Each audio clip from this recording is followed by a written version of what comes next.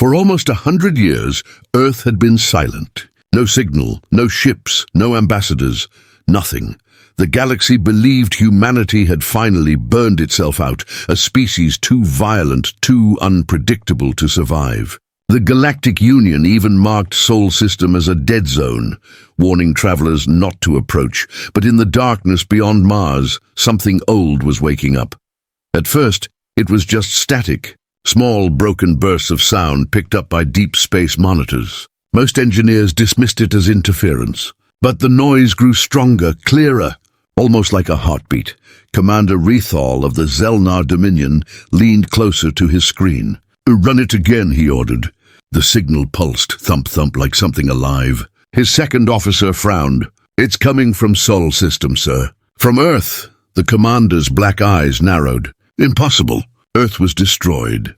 Still, the readings didn't lie. Energy spikes, electromagnetic bursts, strange patterns repeating in intervals. Curiosity won over fear. The Zelnar sent a small scouting fleet to investigate.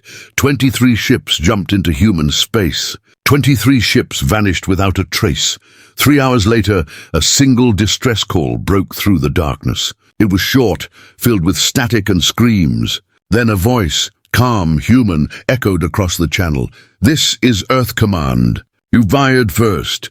And then the signal cut out. When the Galactic Union received that message, chaos followed. Admirals shouted in disbelief. Diplomats demanded answers. Some called it a fake, a trick from rival empires. Others remembered the old human wars and grew very quiet. For the last century, every species had built their peace on one belief, that humanity was gone. They were wrong. The Union called an emergency meeting in orbit above the world of Vereen. Every major race sent their top leaders. The hall shimmered with silver light as holograms flickered on. Reptilian generals, insectoid envoys, crystalline minds. The air was thick with fear. "The humans have no fleet," hissed the Vereen chancellor. "No colonies. They cannot fight." Admiral Qatar of the Telnor Armada spoke next, his voice trembling. "Then explain this energy reading." He projected a map in the center of the hall. Sol System glowed red, pulsing with power readings stronger than any Starship reactor ever recorded. "If this is real, they have awakened something vast." Whispers filled the chamber. "No one survived the collapse. They're ghosts. They're preparing for war." Qatar clenched his metallic jaw. "I don't believe in ghosts, but I believe in revenge." Meanwhile, far across the dark, deep under the surface of Earth, colossal machines rumbled to life. Thick dust fell from ceiling vents as steel doors opened after more than a century of silence. Inside them, ancient reactors began to hum again. A flicker of blue light spread through tunnels, labeled Project Titan. AI cores blinked awake. Power lines lit like veins of fire. The old defense grid of humanity, thought dead, was coming back online. In the command chamber of the orbital station Vigil 1, an automated voice repeated the same phrase again and again. "Terran Defense Network, reinitializing. Stand by." But there were no humans left on Vigil 1, no breathing crew. Only machines following ancient orders. Back in the Union Council, fear turned to arguments. Some demanded immediate attack, to strike before Earth could rebuild. Others said to wait, to send diplomats first. But before they could decide, every communication screen flickered at once. A message appeared. No voice, no image, just words written in old Terran language, "To the stars who fired first." Now we finish it, and then all systems went dark. Every satellite near Sol went offline. Every probe stopped transmitting. Even the navigational stars around Earth dimmed for several seconds, as if something enormous had passed between them. Panic spread across the galaxy. The Council declared a state of emergency. Fleets were assembled near the edge of human space. Reporters called it a precaution. Soldiers knew better. It was fear. For the first time in centuries, the galaxy felt small. Commander Rethal, whose fleet had first entered Sol System, never returned. But his black box was later recovered by a drifting cargo drone. The recording inside was brief. 5 seconds of horror. A massive shadow, larger than any known ship, rose from the darkness behind Earth's moon. Its hull was scorched, ancient, and carved with words in bold Terran letters, Terra Vindicta, Earth's vengeance. The last sound on the recording was a human voice whispering, "We remember." Across the galaxy, the leaders of 100 worlds stared at that name. Some refused to believe. Others prepared their defenses. But one thing was certain, the silence was over. Earth had spoken again. And this time, they weren't asking for peace. The news of the Earth transmission spread faster than light. Every corner of the galaxy now whispered the same sentence. "You fired first. Now we finish it." At first, many refused to believe it. They said it was a trick, an old recording. Maybe pirates using human myths to scare the Union. But then, the energy readings started. Across deep space, hidden sensors began to detect strange power waves coming from Sol system. At first it looked like a star was being born, bright, unstable, full of radiation. But this was no star. The pattern was too controlled, too precise. It was technology, human technology. In the underground command center of Union Fleet Base Serion, Admiral Qatar stood frozen before the glowing screen. The readings showed massive energy cores activating under Earth's surface, one after another. His second officer whispered, "Sir, that's impossible. The planet should be dead." Qatar's metallic eyes narrowed. "Then explain this." He pointed to the data, 10 deep bunkers opening across Earth's continents. Massive doors sliding apart. Thousands of power signatures rising, all labeled with the same human tag, Project Titan. Nobody in the galaxy knew what Project Titan was.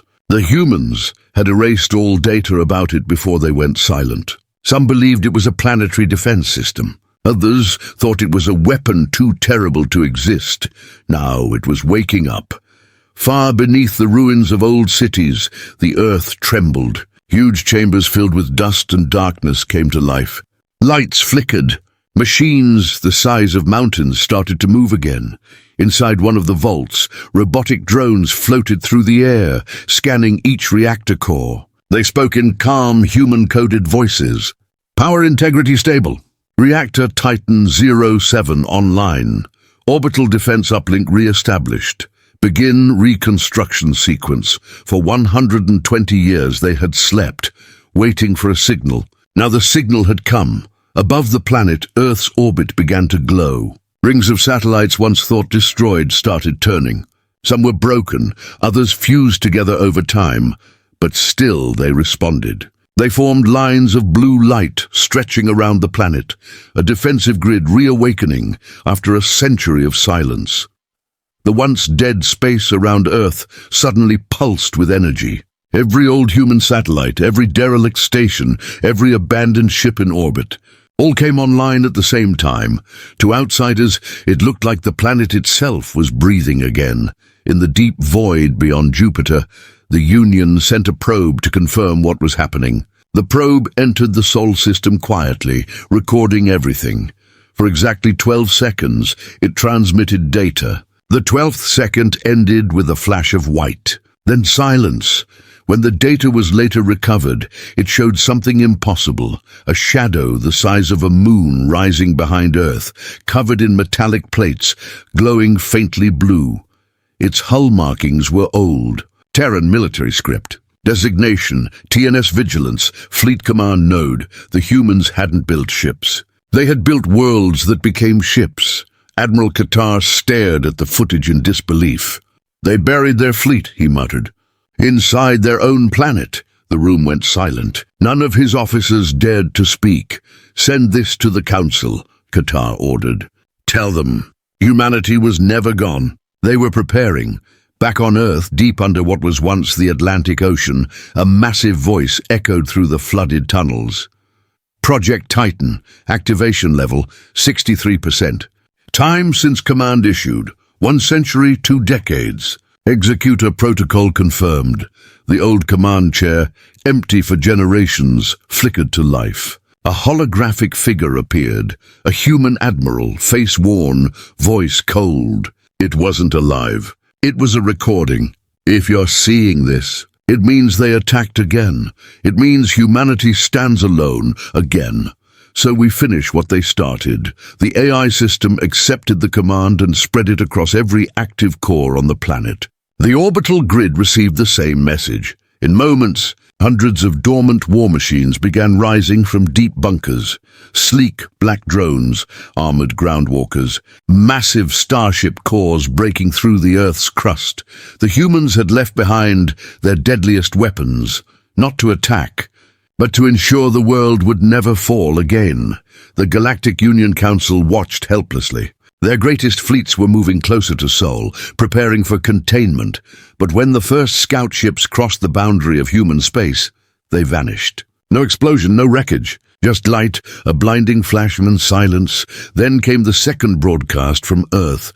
Every communication device in the galaxy, military, civilian, encrypted or not, received the same cold message. A single human voice said, "You fired first. Now we finish it." The signal carried no emotion, no threat, just finality. That was the moment the galaxy realized what had begun. The forgotten arsenal of Earth was not a myth. It was real, and it was awake. The silence was broken. The storm had started. The Galactic Union called it a containment mission. 500 of the galaxy's strongest warships gathered at the edge of Sol system. They came from 20 different species, proud, armed, and sure of their strength. They believed humanity was only waking up old machines. They believed numbers would win. They were wrong. Admiral Qatar stood on the bridge of the flagship Ilarion, his face tense. Around him the crew moved quickly, checking sensors and weapon systems. The atmosphere was heavy, filled with fear that no one dared speak aloud. "Begin advance," he ordered quietly. The fleet moved into human space, a wall of firepower, engines glowing blue, formation perfect. But the deeper they went, the darker space became. Stars began to vanish one by one, as if something was swallowing their light. At first, the scanners showed nothing. Then slowly, static filled every screen. Strange shadows appeared, shapes too large to identify. Lieutenant Saren leaned forward. "Admiral, are those asteroids?" Qatar narrowed his eyes. "No, they're moving too fast." The shapes shifted. The static grew worse. Then in the middle of the darkness, a faint blue symbol appeared, the ancient emblem of Earth's Defense Command. Everyone froze. "Sir," whispered Saren, "that's impossible. That emblem hasn't been used for—" Before she could finish, every ship's alarm went off at once. Red lights flashed. The sensor screamed. Thousands of small objects were now surrounding them. Invisible a moment ago, now burning bright with heat signatures. They weren't asteroids. They were ships.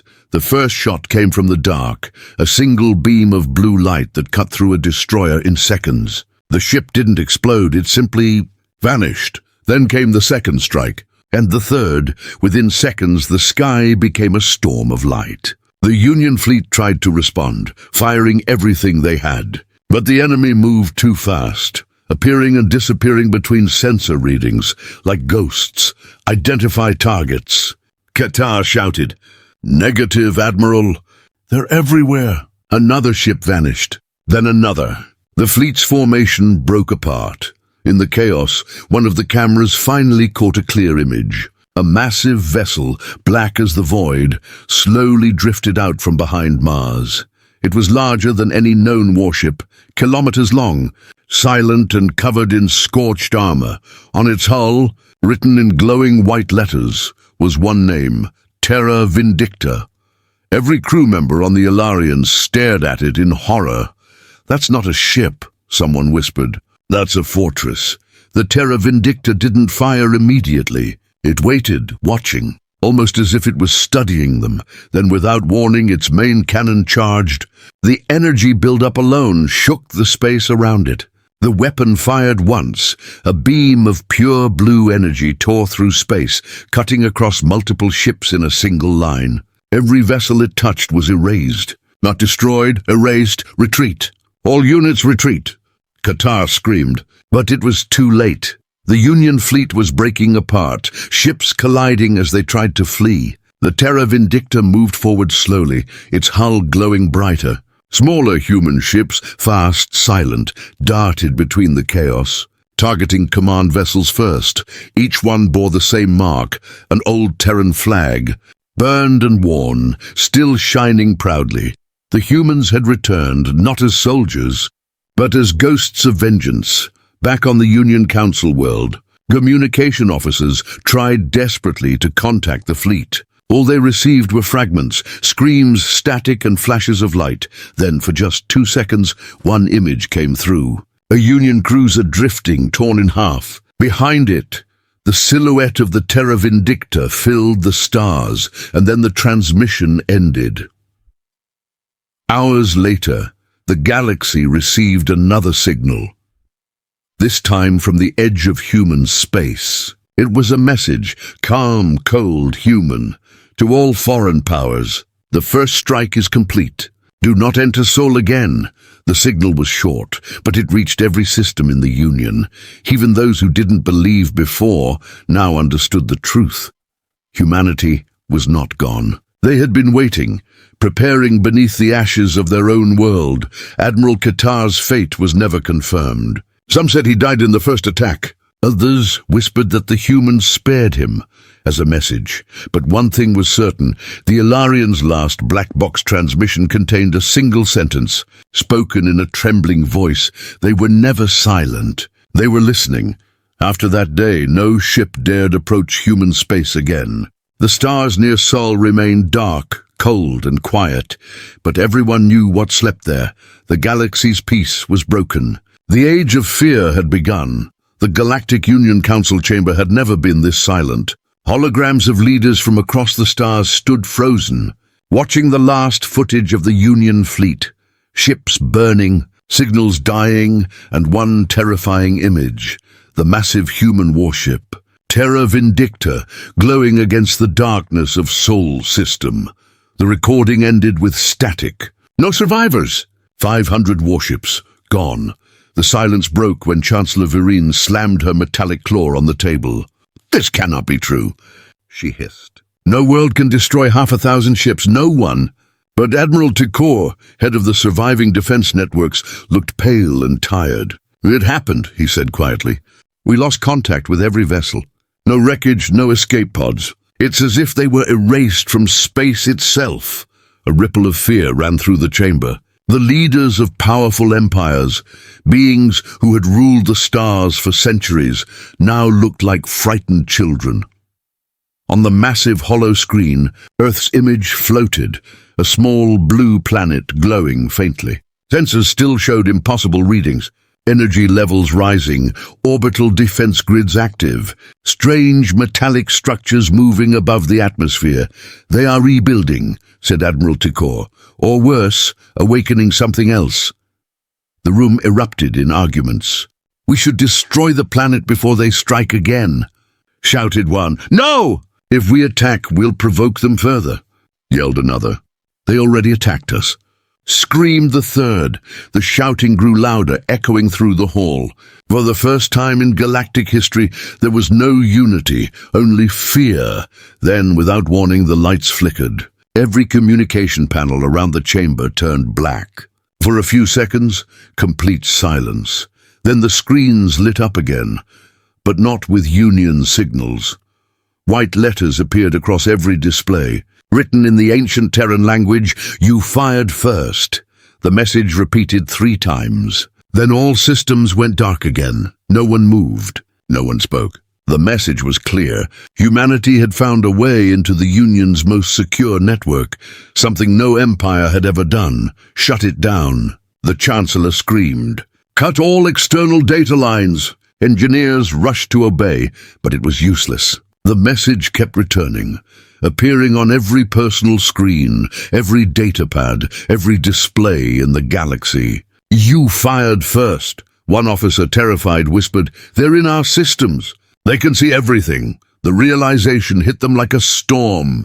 If humanity could enter the Union's secure network, they could do anything. Outside the Council, panic spread across the stars. Civilian ships refused to travel near human space. Traders abandoned routes connected to Sol. Entire colonies near the edge of the Orion Arm were evacuated overnight. On many worlds, people gathered to watch the message repeating on giant public screens. Some refused to believe it was real. Others began praying to their gods, old and forgotten ones. In dark corners of the galaxy, stories began to rise again, old human legends told in whispers. They said the humans once fought wars that burned planets. They said their rage was endless, and now they had returned. Back inside the council chamber, Admiral Tekor spoke again, his voice shaking. "They're not attacking randomly. Look at the pattern." He pressed a button, and the holographic star map appeared.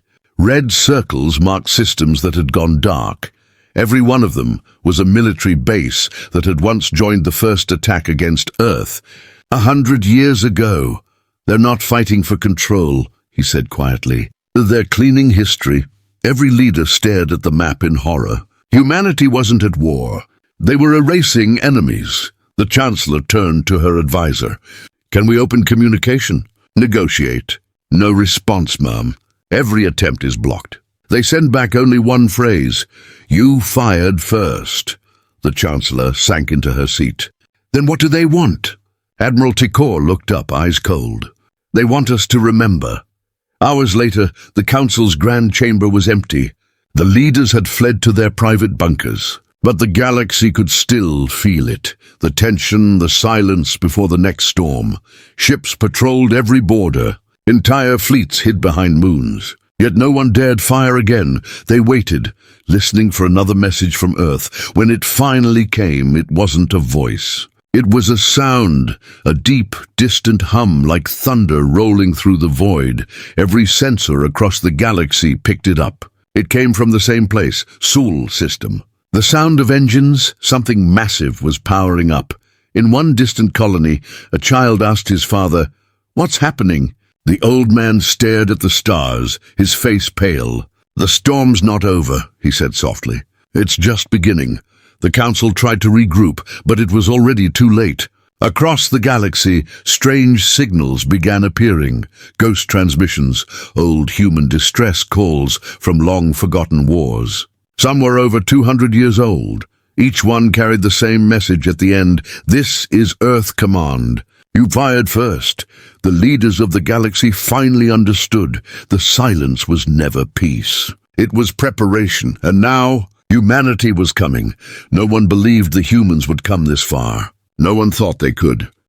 The Galactic Union's core worlds, the richest, most protected planets in the galaxy, had never seen war in centuries. They were wrapped in layers of shields, defended by fleets that could destroy moons. But then, the lights in the sky began to change. At first, it was just faint blue flickers like tiny stars. Then the flickers grew. Thousands of them, moving together in formation. The humans had arrived. In orbit above the capital world of Virine Prime, Admiral Tekor stood inside his war room, staring at the holomap. Red dots, human ships, filled the edges of the system like a spreading infection. "How many?" asked the Chancellor, her voice trembling. Tekor swallowed hard. "We've counted over 2,000 signatures, maybe more. They're using some kind of stealth tech. Half of them appear and vanish from sensors." The Chancellor gripped the table. 2,000? From a single planet? "Yes," Tekor said quietly. "From Earth." Across the system, Union fleets scrambled into formation. Planetary cannons charged, ready to fire.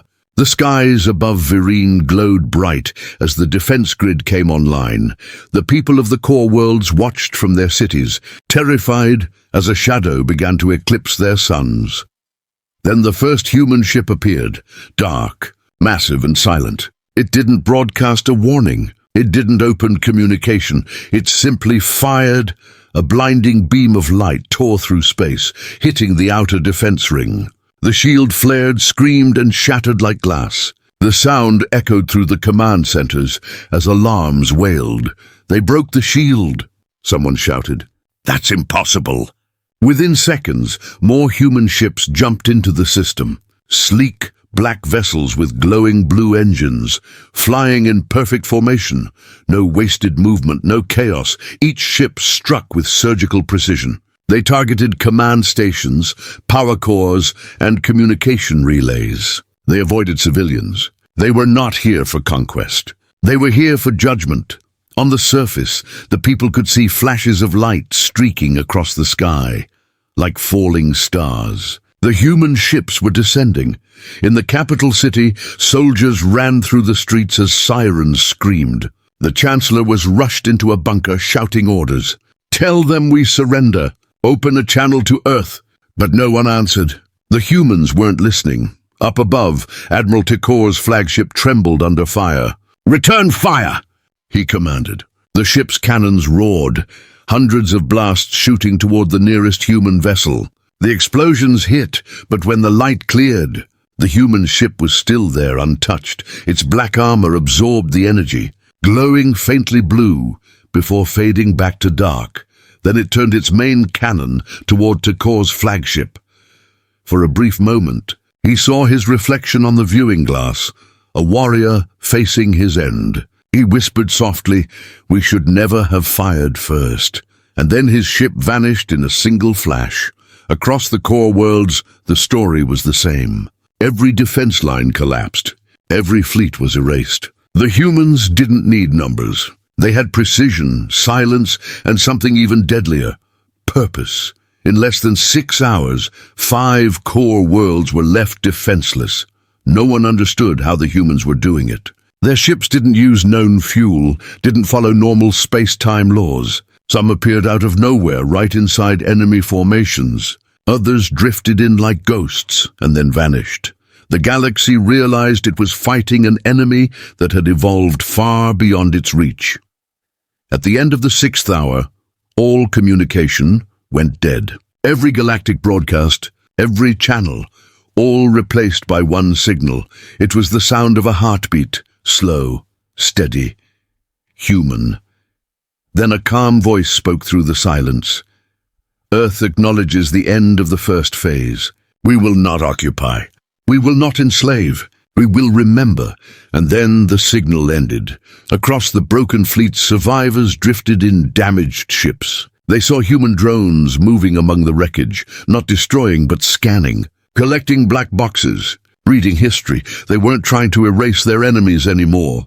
They were recording them. One captain, badly wounded, sent his final report before his ship's power failed. "They're not fighting a war. They're writing an ending." When the smoke cleared, the core worlds were silent. No human troops landed. No occupation began. Instead, the human ships turned away and vanished into the dark, leaving only silence and wreckage behind. For a brief moment, the galaxy thought it was over. But deep in the shadows of space, sensors picked up something terrifying. Thousands of new human ships gathering around a massive, unseen object, a structure so large it bent light itself. Whatever humanity was preparing next. It would not be another battle. It would be the end. The war was over. At least, that's what the galaxy wanted to believe. The core worlds lay in ruins, fleets shattered, leaders missing. For the first time in living memory, the Galactic Union had gone completely silent. No communication, no trade routes, no order, only fear. And then the signal returned. It began as a low hum, heard across every planet, every ship, every device. No one knew where it came from, not from any known source or frequency. It simply appeared. On every screen across thousands of star systems, a symbol glowed. A single glowing handprint. Human. The voice followed. Calm. Cold. Unmistakably human. "This message is for all who remain. You called us monsters. You said humanity was too dangerous to exist. You tried to erase us from history. You failed." In the grand archives of Vereen Prime, surviving officials gathered around a flickering hollow screen. Their faces were pale. Some wept quietly. The voice continued, "We did not come for revenge. We came for truth. And the truth is this: you built your peace upon our bones. You built your empires upon the ashes of Earth." As the voice spoke, the screen changed, showing images from long ago. The day the Galactic Union bombarded Earth's colonies. The burning of Mars. The fall of the Terran Council. Things the Union had hidden for centuries. The lies were unraveling. Every planet watched in silence as the broadcast continued. You called us savages when we fought back. You called us extinct when we disappeared. But humanity did not die. We evolved. We waited, and now we remember. The footage shifted again, showing the destruction of the Union fleets. The black human warships moving through fire and debris like shadows. No narration, no sound, only the cold hum of power. This is not conquest, the voice said. This is the reckoning. On the edge of the galaxy, Captain Jorah of the Kasari Confederation listened from her bridge. Her ship had survived the Battle of the Outer Rim, but barely. Her crew stared at the screen, frozen. Are they declaring war? One asked softly. Jorah shook her head. No, this isn't war. This is a warning.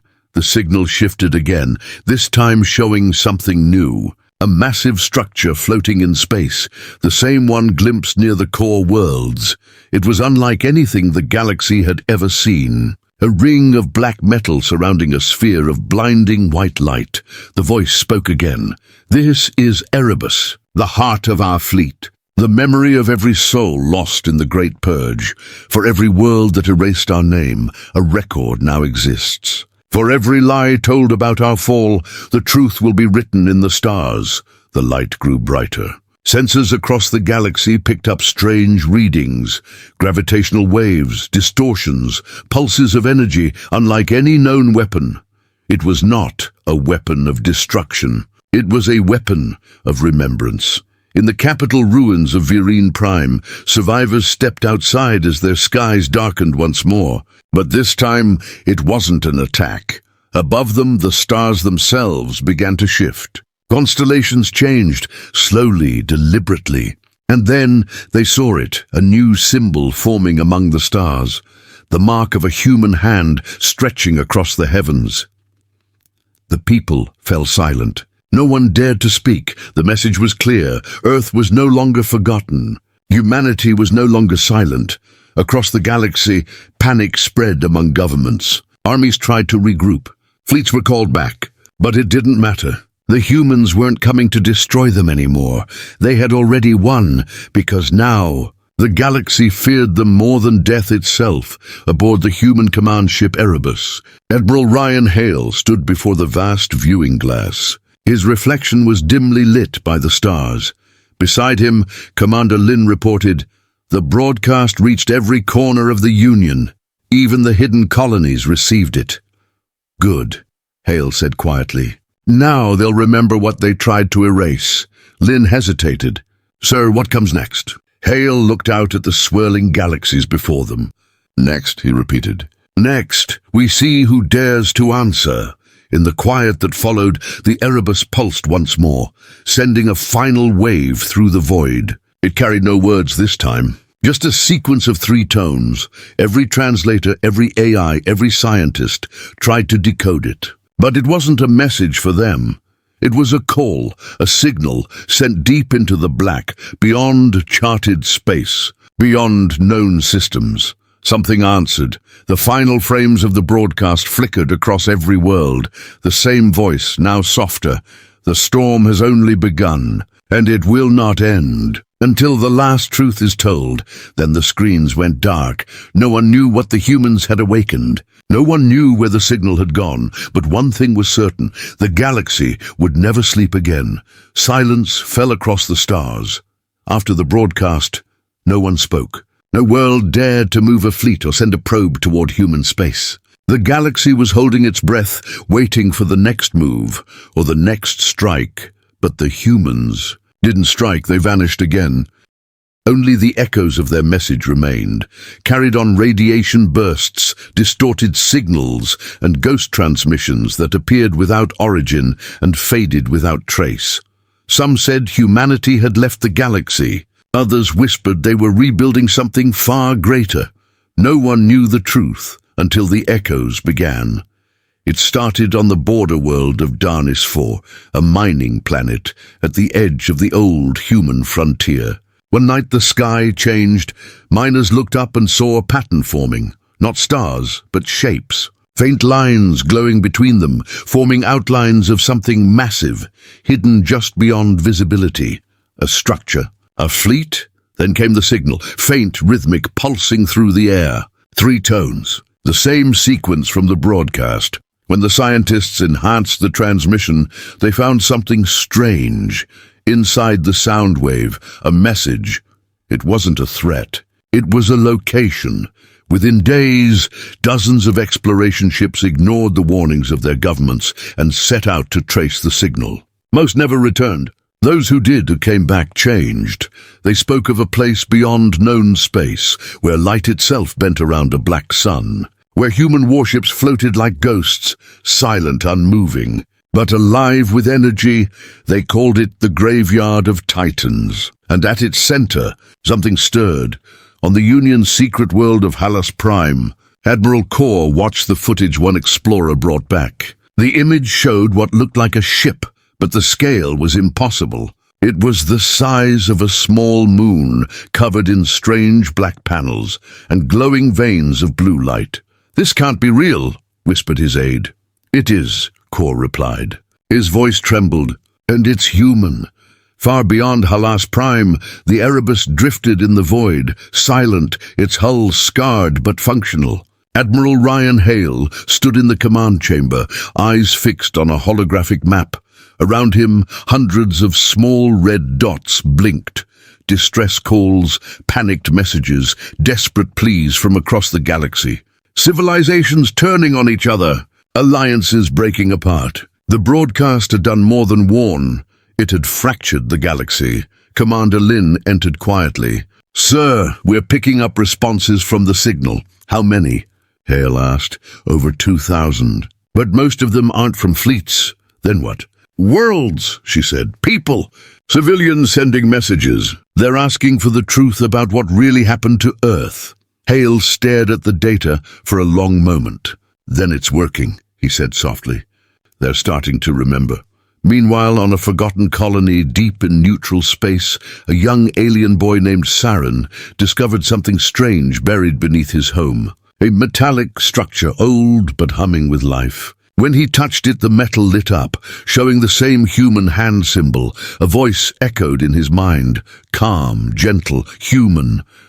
"You are not our enemy. You are our witness." Saren fell back in shock. The ground trembled. The structure rose from the earth, a small drone, ancient yet flawless. It looked at him as if alive. "The past must be seen," the voice said. "The truth must be carried." Before Saren could respond, the drone lifted into the sky, vanishing in a streak of white light. All across the stars, similar awakenings began. Old human outposts, long forgotten, came online. Drones emerged from ice fields, deserts and ruins, all activating at once. The galaxy watched in disbelief as the forgotten fleet began to return. In the Council remnants on Vereen Prime, chaos erupted. Some demanded to attack human space before it was too late. Others begged for peace, terrified that another move might bring total extinction, but it didn't matter anymore. Because the humans weren't hiding an army. They were revealing a truth older than the Union itself. Every reactivated drone carried fragments of lost human history, footage, data, memories of the first betrayal. And with each revelation, the galaxy's guilt deepened. On the bridge of the Erebus, Lin turned to the Admiral. "Sir, the last signal came from the edge of the abyssal rift. They found something big." Hale's eyes narrowed. "The Vanguard?" "Yes," she said. "The flagship from the old wars. They say it's waking up." A long silence filled the bridge. The crew exchanged uneasy glances.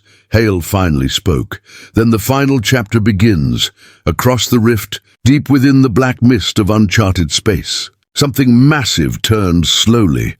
A forgotten warship with hull markings nearly erased by time. As power surged through its systems for the first time in millennia, its name flickered across the hull, TSS Vanguard. Earth Command, its engines roared to life, and somewhere aboard, a voice whispered, ancient, digital, and human. We heard the call, and now we return. The galaxy trembled once again. The storm that had begun with one transmission was about to end with fire.